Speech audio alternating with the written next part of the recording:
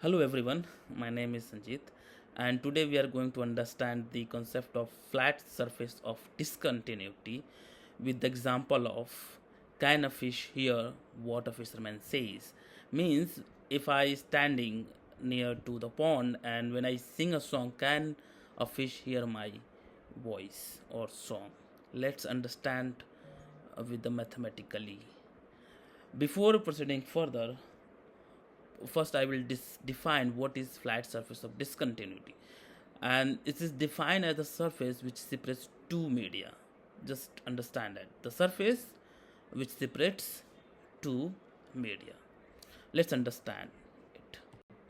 So first we assume that there is a surface you can see here that separates two media. First one is medium 0 and the second media is 1. The first medium is defined as Z0, that is called characteristics impedance of the media, and it is defined as rho 0 C0. Rho 0 is the density and C0 is speed in that media. Z1 here is rho 1 C1 because the speed is different in different media, and where K0 and K1 as a defined as a omega by C1 and a C0 and omega by C1.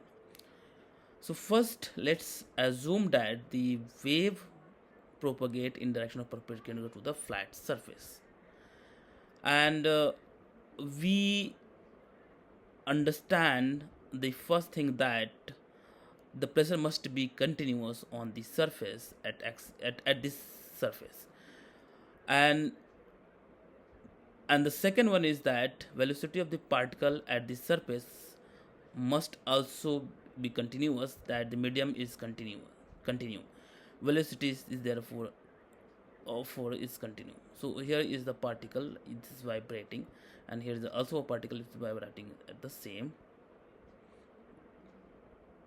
speed. So let's understand the first. So you know that this is the incident pressure, and we can define is a very famous formula, PIXT. This is the formula for that. Then PR, and then PT. PR is reflected pressure, sound pressure, and T is transmitted sound pressure. And you can see there is K0. K0 is the wave number in the first media, and K1 is the wave number in the second media.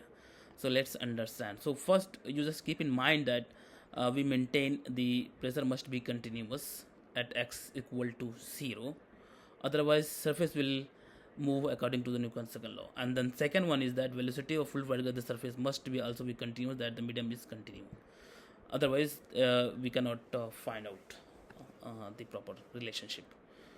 So let's understand then the what happened at this left hand side of this surface at x is equal to 0. So total pressure is here is incident wave plus reflected wave, and this is equal to transmitted wave, and the velocity at this surface here is ui minus ur at left hand side is equal to u2.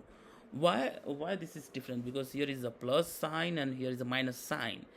You know that the pressure is scalar quantity, so that the total pressure is pi plus pr, but velocity is a vector quantity, and the direction is very important. In that case we use minus sign over here, and there is a famous relationship is z that is called impedance is pressure divided by velocity. So velocity is p by z, and we can put it over here. Then we can get a new relationship in terms of velocity, and when you solve these two equation, because we have three unknown and two equation, so it's not possible to find a particular solution.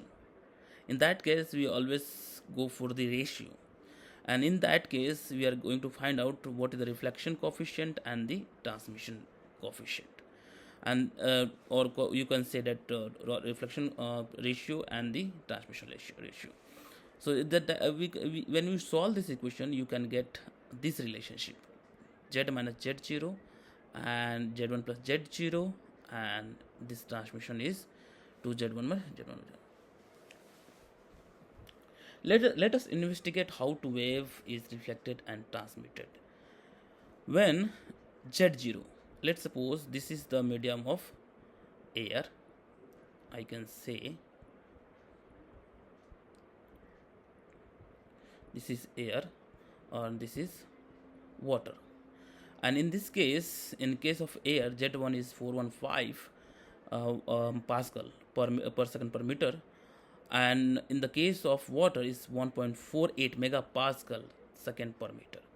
And we can say that Z0 is extremely smaller than Z1. In that case, what happened?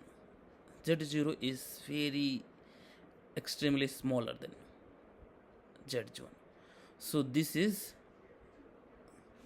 twice, you can say that the transmitted sound pressure is twice as large as the incident sound pressure, because that is very small, so Z1 is a twice of the incident sound pressure. This means that fish can hear our voice, that can hear. Let's suppose in opposite extreme case, when Z0 is much larger than Z1. In that case, this equation predict that there will be negligible transmission. In this case, there is no transmission. This means that even the fish are holding a raw concert, it will not possible to hear sound in air.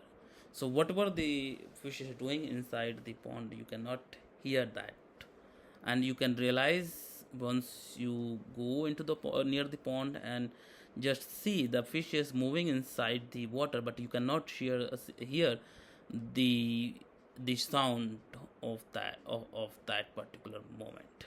Thank you so much, and thank you.